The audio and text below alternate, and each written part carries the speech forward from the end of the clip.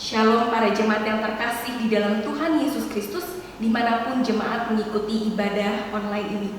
Marilah kita mengucap syukur kepada Tuhan, sebab Dialah yang memberikan kita anugerah untuk boleh bersama-sama kembali mengadakan ibadah secara online. Mari kita juga bersama-sama boleh mempersiapkan diri dan hati kita sebelum kita mengikuti ibadah ini. Saya akan bacakan kata pembuka kita yang terambil dari kitab Roma pasal yang ke-11 ayat yang ke-36. Demikianlah firman Tuhan. Sebab segala sesuatu adalah dari Dia, dan oleh Dia, dan kepada Dia. Bagi Dialah kemuliaan sampai selama-lamanya. Jemaat, saya boleh undang bangkit berdiri. Marilah kita mengangkat suara kita yang terbaik bagi Tuhan kita. Kita nyatakan betapa besarnya Allah kita, betapa besarnya anugerahnya. Kita nyanyikan pujian besar anugerahmu.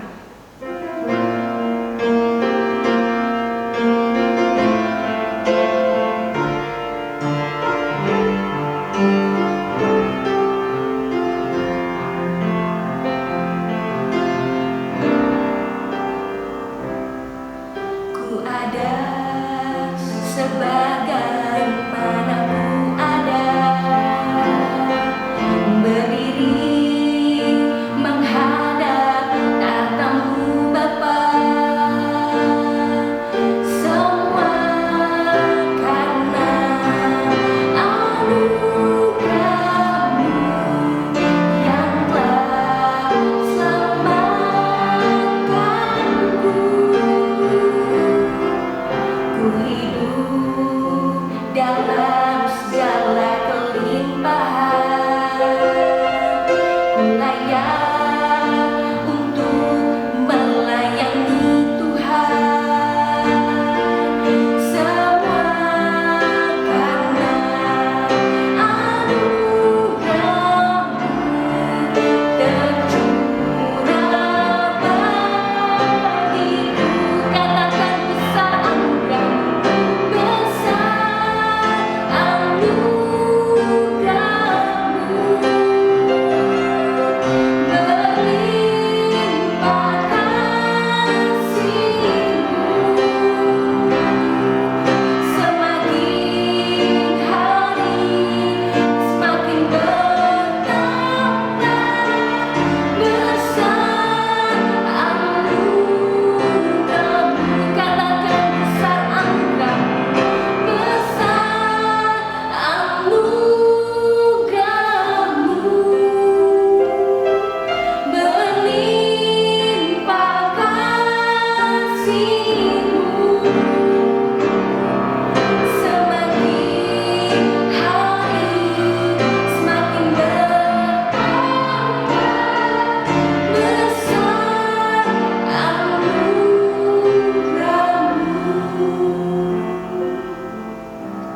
Mari kita masuk di dalam doa. Bapa, kami mengucap syukur dimanapun kami mengikuti ibadah ini secara online. Kami bersyukur Tuhan tetaplah Allah yang baik dan setia, yang terus mampu memberkati kami, yang terus mampu memelihara kami. Kami mau serahkan segala kekhawatiran dan ketakutan kami akhir-akhir ini Tuhan ke dalam tangan pimpinan Tuhan. Biarlah sekali lagi Tuhan yang boleh berdaulat atas setiap kehidupan kami, dan Tuhan sendiri yang boleh berbicara kepada masing-masing kami di tempat ini, walaupun kami melaksanakan ibadah secara online. Berkati para pelayan-Mu Tuhan, berkati juga hamba-Mu yang akan menyampaikan firman Tuhan pada hari ini. Berkati juga jemaat-Mu yang mengikuti ibadah ini dimanapun mereka berada. Tuhan sertai kami, Tuhan yang pimpin kami. Hadirlah di tengah-tengah kami Tuhan. Kami berdoa hanya di dalam satu nama, Tuhan kami, Yesus Kristus. Amin. Jemaat, marilah kita mempersiapkan hati dan pikiran kita sebelum kita mendengarkan firman Tuhan. Sebelumnya saya persilakan jemaat untuk boleh duduk kembali. Kita rindu di saat-saat yang sulit seperti ini, di saat-saat yang tidak mudah. Kita sebagai anak-anak Tuhan yang telah dipanggil ke dalam terang-Nya menjadi satu tubuh, menjadi satu anggota yang terus mau dipakai oleh Tuhan lebih luar biasa lagi. Marilah bersama-sama jemaat kita naikkan satu buah pujian sebelum kita mendengarkan firman Tuhan. Jadikan kami satu.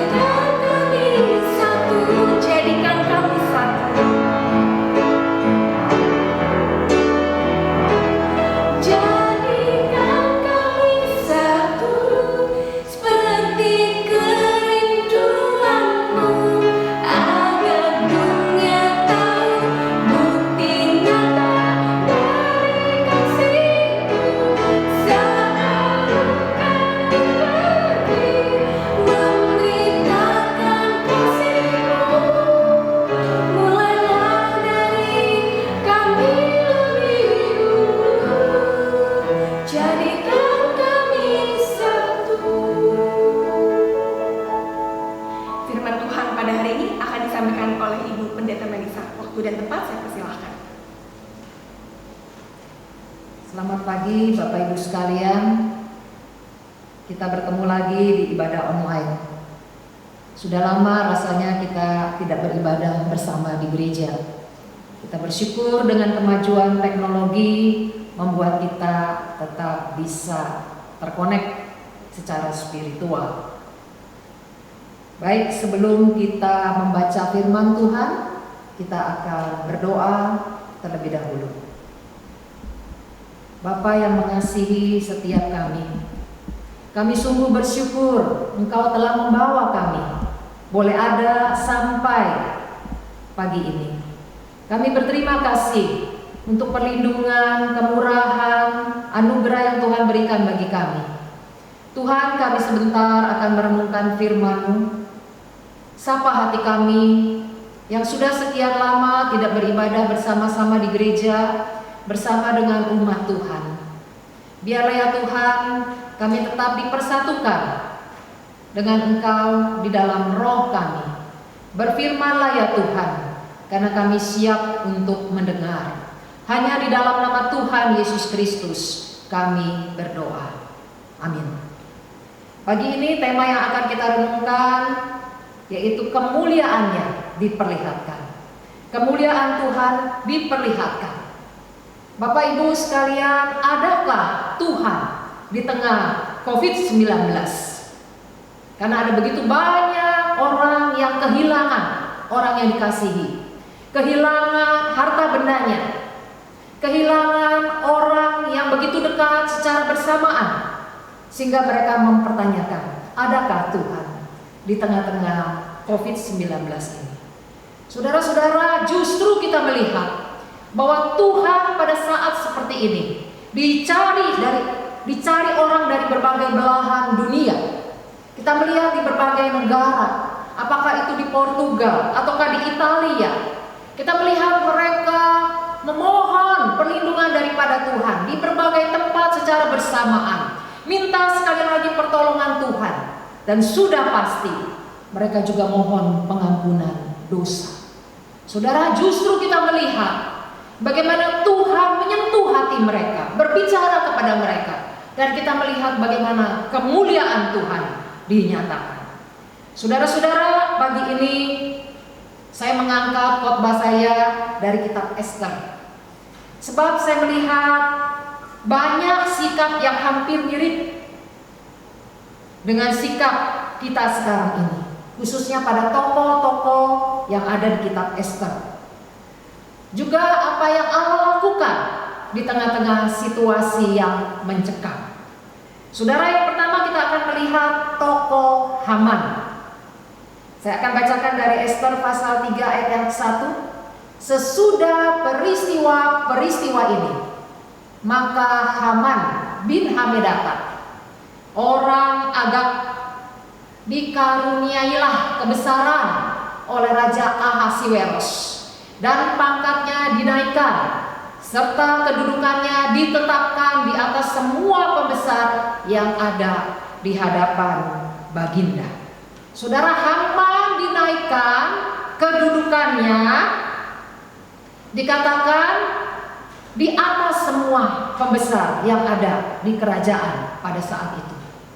Mengapa Raja Ahasiweros mengangkat Haman sebagai pejabat yang tertinggi di kerajaannya?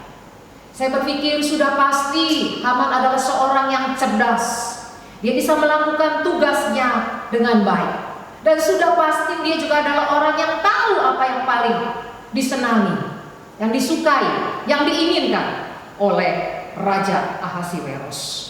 Saudara-saudara yang saya kasih dalam Tuhan, namun kita lihat kekuasaan yang begitu tinggi yang diberikan oleh Raja Ahasiweros ternyata disalahgunakan oleh Haman. Kekuasaan yang begitu tinggi seharusnya juga diimbangi oleh karakter yang baik jika seseorang ingin dipakai oleh Tuhan. Namun kita lihat bahwa raja tidak mengetahui bahwa Haman yang diberi kekuasaan begitu tinggi ternyata menyalahgunakan kekuasaannya untuk kepentingannya secara pribadi. Saudara, Haman sebagai orang yang punya kedudukan paling tinggi begitu merasa sakit hati, begitu merasa terhina ketika seorang yang bernama Mordekai tidak mau berlutut menyembah dirinya. Sehingga Haman merencanakan dia ingin membunuh Mordekai dan seluruh bangsa Yahudi. Saudara-saudara, kalau kita pikir nggak fair ya, yang salah cuman Mordekai.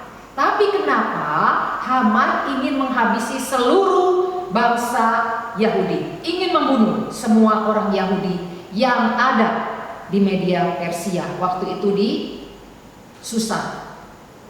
Saudara-saudara, apa yang membuat Haman ingin membunuh semua orang Yahudi? Ini kita bisa lihat dari 1 Samuel 15 ayat yang ke-33. 1 Samuel 15 ayat yang ke-33, tetapi kata Samuel, seperti pedangmu membuat perempuan-perempuan kehilangan anak, demikianlah ibumu akan kehilangan anak di antara perempuan-perempuan itu. Sesudah itu Samuel mencincang Agag di hadapan Tuhan di Gilgal. Nabi Samuel mencincang Raja Agag, raja orang Amalek. Saudara, rupanya ini menimbulkan sakit hati yang begitu mendalam, khususnya bagi orang Agag, karena rajanya sendiri dicincang, dibunuh. Jadi saudara, kita lihat Haman yang adalah keturunan orang Agag telah menyimpan dendam yang begitu lama, yang telah diajarkan kepadanya sejak dari kecil. Kamu harus benci orang Yahudi karena mereka pernah membunuh raja kita Agag dengan mencincangnya. Jadi saudara, ini dendam lama yang kembali muncul. Saudara-saudara yang saya kasih dalam Tuhan, kita lihat bagaimana Haman ingin meluluskan, ingin memenuhi keinginannya untuk membunuh seluruh orang Yahudi. Sudah tentu dia tidak akan menyampaikan secara terus terang kepada raja bahwa dia begitu membenci yang namanya orang Yahudi.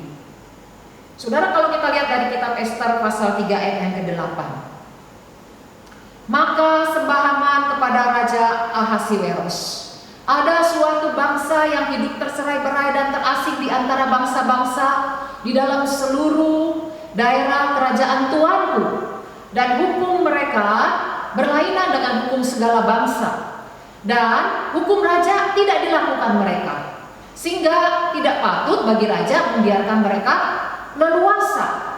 Saudara, Haman menyampaikan kepada raja bahwa ada bangsa yang tercerai-berai, yaitu bangsa Yahudi, yang punya hukum sendiri.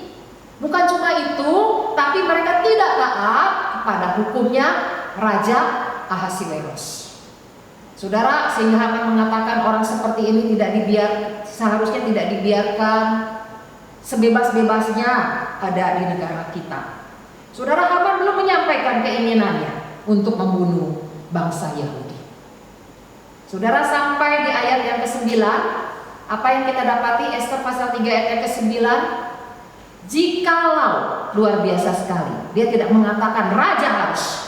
Jikalau baik pada pemandangan raja, hendaklah dikeluarkan suatu titah untuk membinasakan mereka, maka hamba akan menimbang perak 10.000 talenta dan menyerahkannya ke dalam tangan para pejabat yang bersangkutan, supaya mereka memasukkannya ke dalam perbendaharaan raja.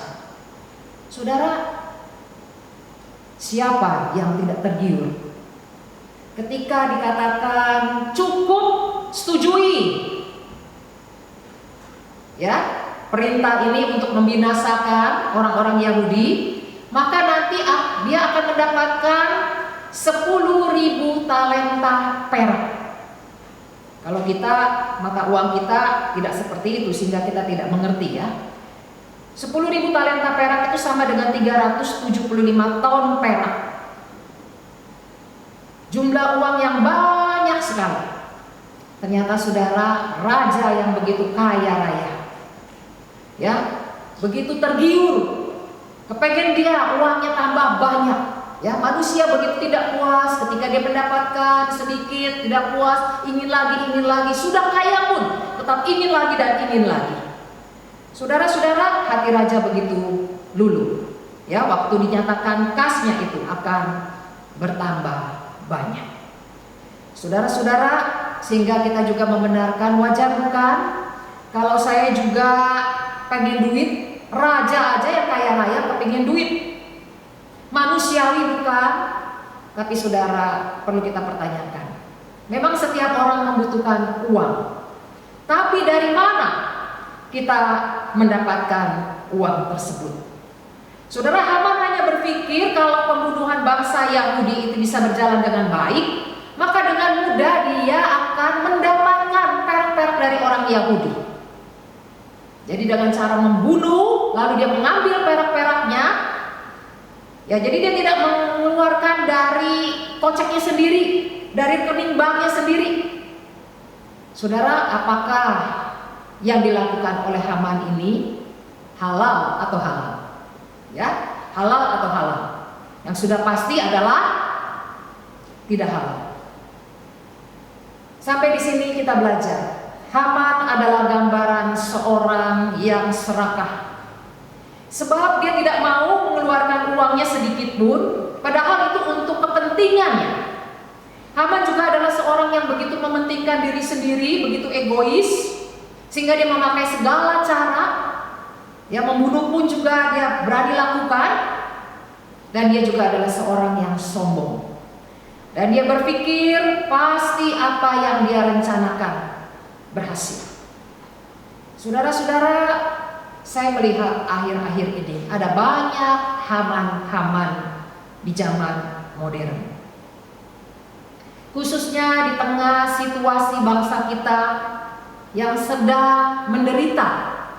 Ekonomi yang lagi boleh dikata cukup memprihatinkan, tapi beberapa orang begitu serakah. Mereka berjuang ingin mendapatkan sembako. Memang tidak salah, tapi kalau dia sendiri sebenarnya sudah cukup hidupnya, kenapa juga dia menginginkan sembako yang sebenarnya dia bisa berikan kepada orang yang kekurangan? Tapi saudara, kembali, Haman di zaman modern ini muncul. Mereka berjuang, mereka berani berkelahi, mereka berani menghalalkan segala cara, seolah-olah mereka adalah orang yang membutuhkannya. Saudara-saudara, ternyata ada begitu banyak Haman di zaman modern ini. Kita juga mendengar di televisi bahwa karena ada banyak rakyat yang terkena dampak COVID daripada 19, sehingga pemerintah perlu mengucurkan dana sampai triliunan supaya menciptakan lapangan pekerjaan, membantu mereka yang sangat-sangat membutuhkan, yang berada di bawah prasejahtera. Tapi saudara, dana belum dikucurkan, orang sudah mulai ramai membicarakannya. Jangan-jangan uang ini pun akan diselewengkan. Jangan-jangan orang-orang tertentu saja yang menikmati uang ini, dan uang ini tidak dinikmati oleh orang-orang yang benar-benar membutuhkan. Saudara, Haman di zaman modern ternyata hidup dan ada di sekitar kita. Apakah kita juga termasuk Haman di zaman modern ini?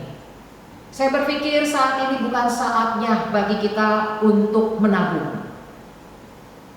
Saya rasa bukan momen yang pas, karena banyak sekali orang yang kehilangan pekerjaannya. Banyak napi dilepaskan dengan tujuan supaya mereka tidak tercemar oleh COVID, dan makin banyak orang yang akan terjangkit COVID-19 ini. Tapi saudara tahu, dengan dilepaskannya para napi di masyarakat dan mereka juga tidak memiliki pekerjaan, masyarakat mana juga atau siapa juga yang berani memberikan pekerjaan kepada para napi, sehingga para napi ini kembali beraktivitas, kembali beraksi, kembali kepada kejahatannya, tetap melakukan pekerjaannya yang semula.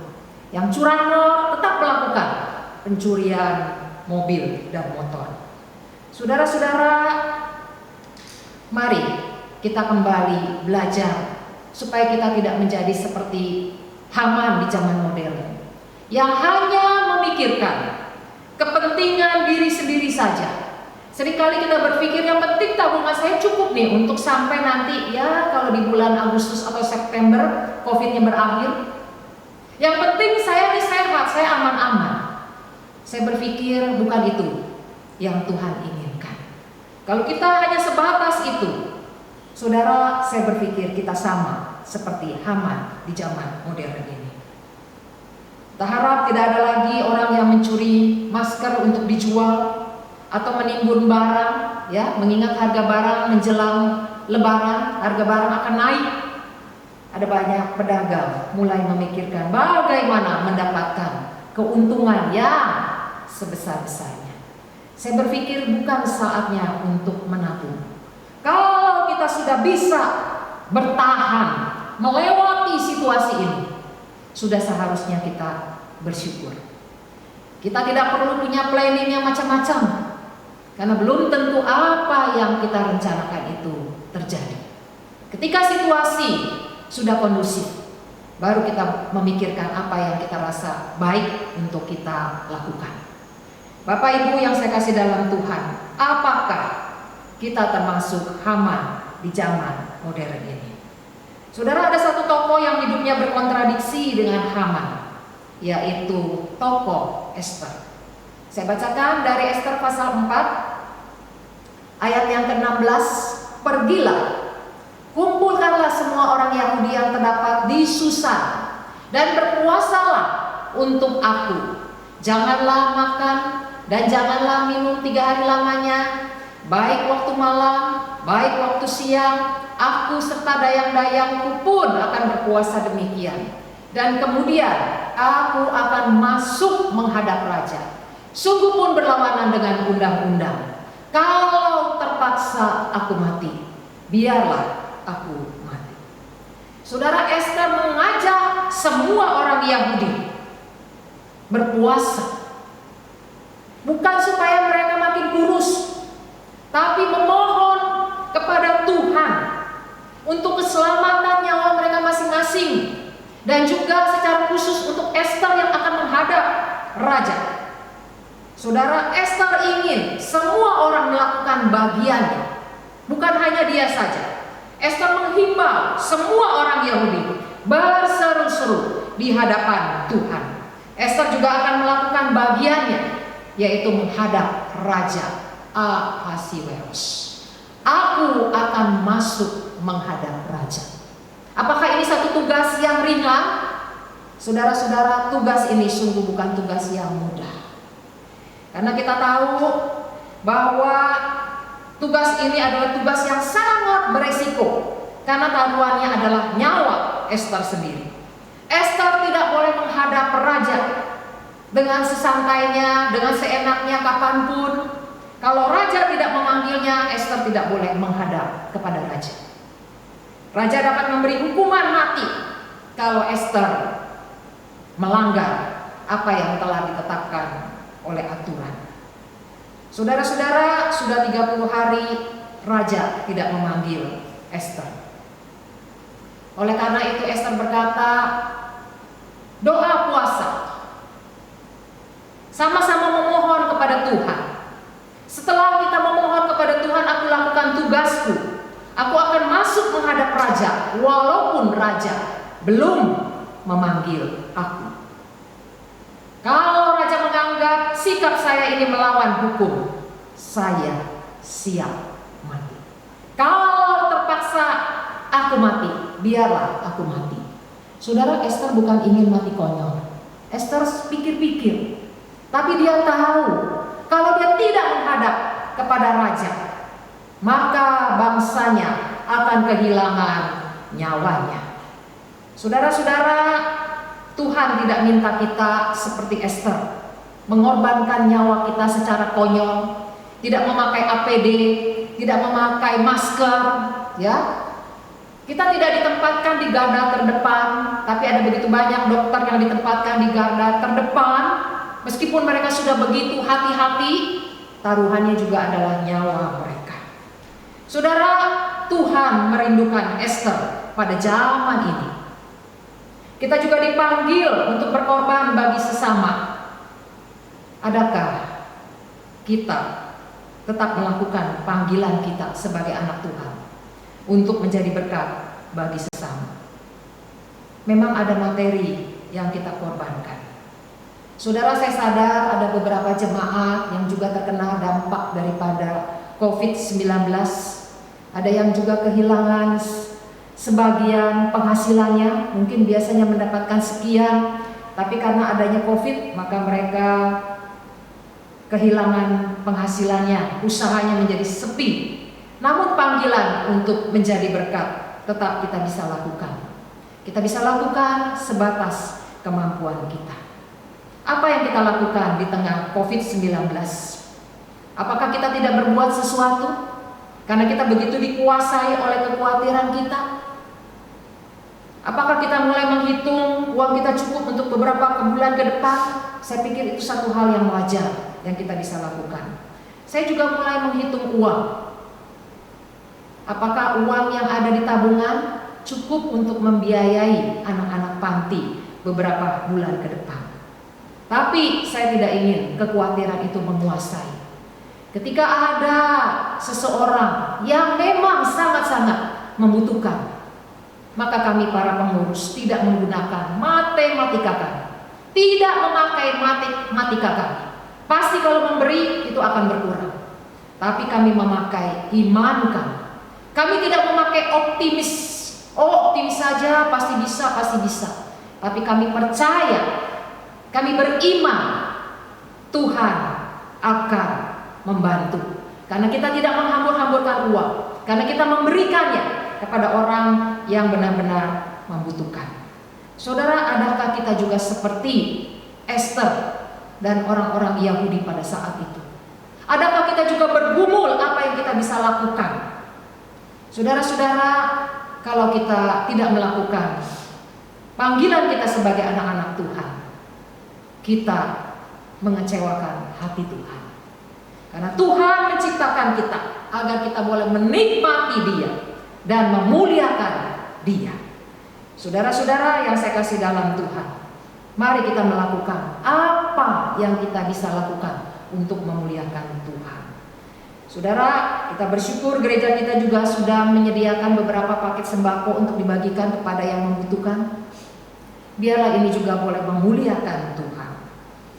Biarlah kita juga tidak seperti Haman yang hanya memikirkan dirinya sendiri, yang serakah dan sombong.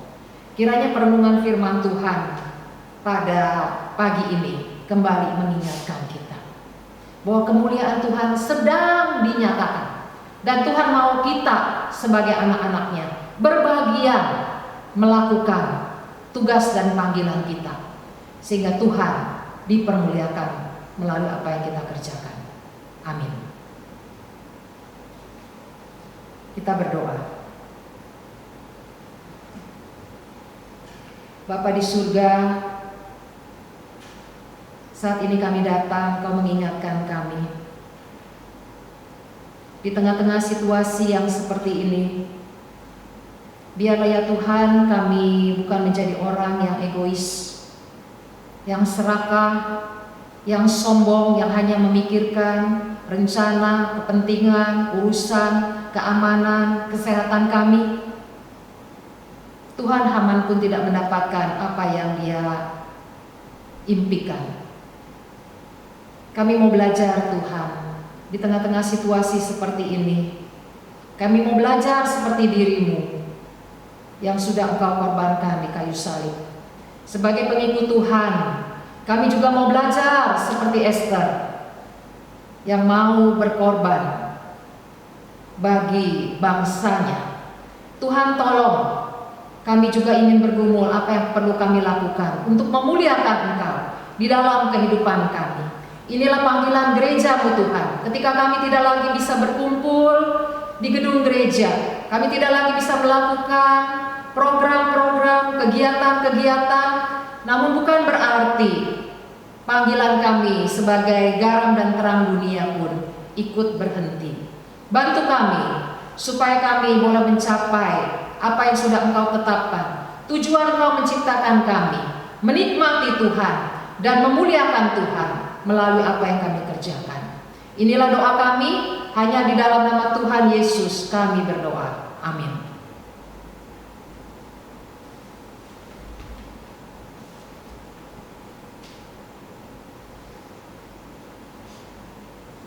Jemaat sekalian, saya undang boleh bangkit berdiri. Mari kita sama-sama mengikrarkan iman kita seturut dengan pengakuan iman rasuli. Pengakuan iman rasuli. Aku percaya kepada Allah, Bapa yang Maha Kuasa, Khalik langit dan bumi, dan kepada Yesus Kristus, Anaknya yang tunggal Tuhan kita, yang dikandung daripada Roh Kudus, lahir dari anak darah Maria, yang menderita sengsara di bawah pemerintahan Pontius Pilatus, disalibkan, mati dan dikuburkan, turun ke dalam kerajaan maut. Pada hari yang ketiga, bangkit pula dari antara orang mati, naik ke surga, duduk di sebelah kanan Allah, Bapa yang Maha Kuasa, dan dari sana Ia akan datang untuk menghakimi orang yang hidup dan yang mati. Aku percaya kepada Roh Kudus, gereja yang kudus dan am, persekutuan orang kudus, kebangkitan orang mati, dan hidup yang kekal. Amin. Jemaat persilakan untuk duduk kembali. Mari kita bersama-sama menaikkan doa syafaat kita. Saya undang kembali kepada Ibu Pendeta Melisa untuk boleh pimpin kita di dalam doa. Saudara-saudara, inilah saatnya bagi kita berdoa buat bangsa dan negara kita. Berdoa juga buat jemaat. Mari kita masuk di dalam doa. Bapa di surga, kembali kami juga datang di hadapan-Mu. Tolong Tuhan, di tengah situasi yang seperti ini, banyak orang yang hanya memikirkan kepentingan dirinya sendiri. Banyak warga yang enggan untuk taat. Tuhan tolong, biarlah kesadaran ini juga boleh muncul di dalam hati mereka, sehingga mereka bukan karena terpaksa, tapi mereka menyadari dengan sesadar-sadarnya bahaya daripada COVID-19. Berkati juga tim medis yang terus berjuang. Tuhan, kami tetap menyerahkan, kiranya Engkau menjaga dan melindungi mereka, khususnya juga untuk Bapak Dance bersama dengan teman-teman. Tuhan yang menolong mereka bisa melakukan tugasnya dan Engkau lindungi. Kami berdoa juga untuk keamanan. Polisi berusaha Tuhan menjaga supaya kejahatan tidak merajalela, para napi tidak memanfaatkan situasi ini. Tuhan tetap tolong supaya mereka tetap terkendali. Kami serahkan Tuhan pemerintah kami, beri hikmat di dalam mengucurkan dana untuk membantu korban COVID-19. Biarlah ini boleh sampai kepada orang-orang yang tepat. Kami menyerahkan juga untuk jemaat kami yang dalam keadaan lemah tubuh karena faktor usia. Berkati Ibu Tan Meing, Tuhan juga tetap menolong yang sakit stroke. Tuhan juga tetap tolong supaya bisa kembali pulih. Kami menyerahkan juga untuk usaha pekerjaan jemaat-Mu Tuhan yang juga terkena imbas daripada COVID-19. Tuhan, biarlah kami dalam menghadapi begitu banyak perubahan, kami tetap tenang dan percaya bahwa Engkau yang ada di tengah-tengah kami akan memberikan kami kekuatan, memberi kami hikmat sehingga kami bisa melaluinya. Tolong Tuhan, supaya kami juga boleh menjaga relasi kami dengan Tuhan. Meskipun Tuhan, kami menjaga jarak dengan sesama kami, tapi relasi kami dengan Engkau tetap terpelihara. Berkati ya Tuhan sekali lagi seluruh jemaat-Mu, Kau yang mengerti apa yang mereka butuhkan, Kau mengerti kesulitan masing-masing. Kami serahkan Bapa doa kami, hanya di dalam nama Tuhan Yesus Kristus kami berdoa. Amin.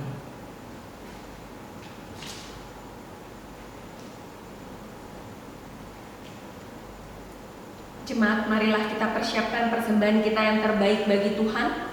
Jemaat sekalian boleh memberikan persembahan dengan melakukan transfer ke nomor rekening gereja GKI Terang Hidup, dan nomor rekeningnya dapat jemaat lihat sekalian di layar masing-masing.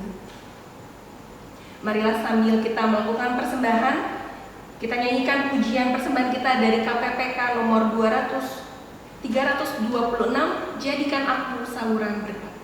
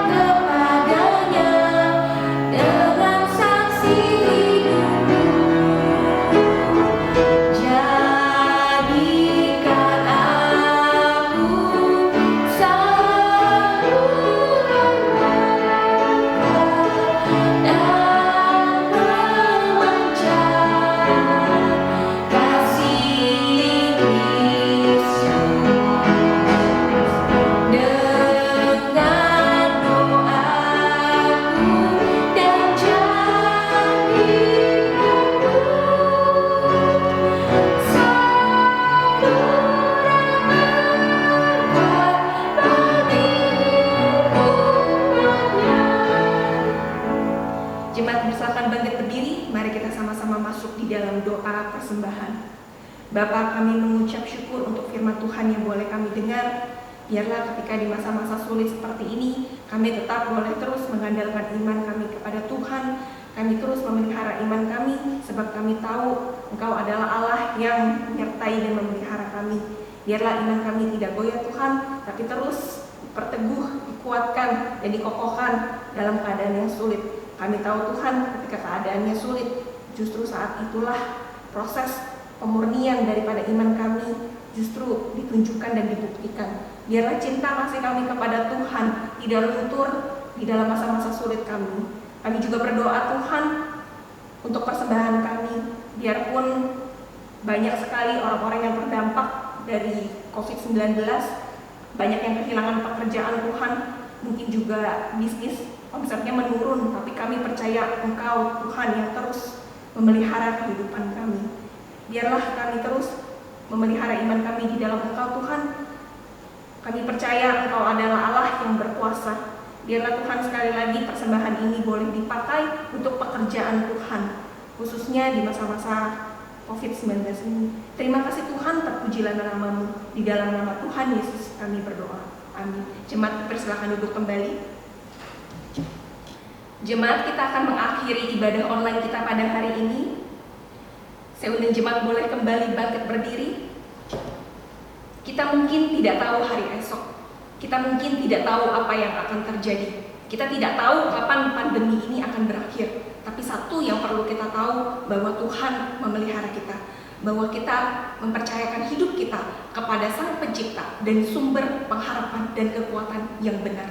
Marilah jemaat sekalian, kita teguhkan iman kita di hadapan Tuhan. Kita tetap percaya bahwa kita punya Allah yang berkuasa atas alam semesta, yang berkuasa atas kehidupan kita, dan yang berkuasa atas seluruh muka bumi. Kita nyanyikan pujian penutup kita dari KPPK 223. Aku tahu Tuhan menguasai hari esok.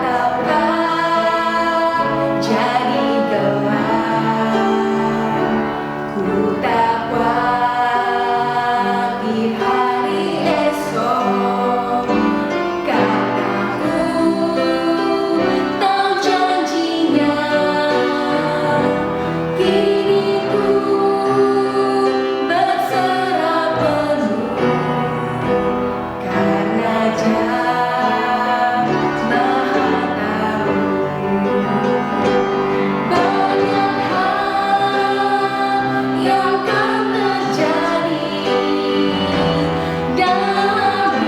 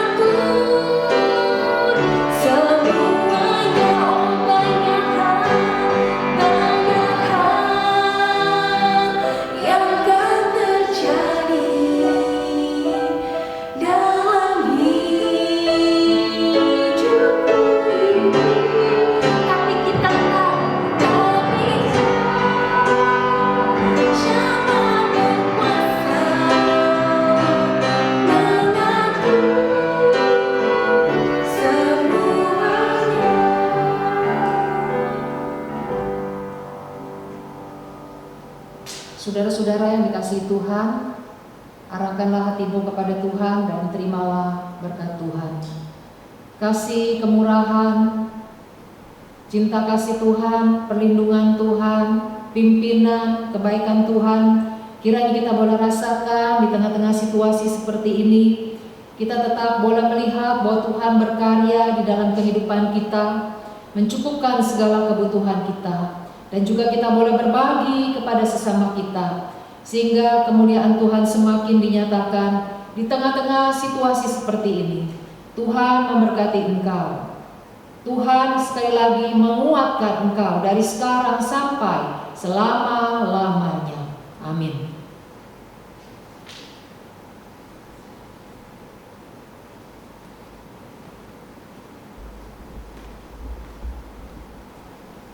Ibadah online kita telah selesai pada hari ini. Selamat hari Minggu, Tuhan Yesus memberkati.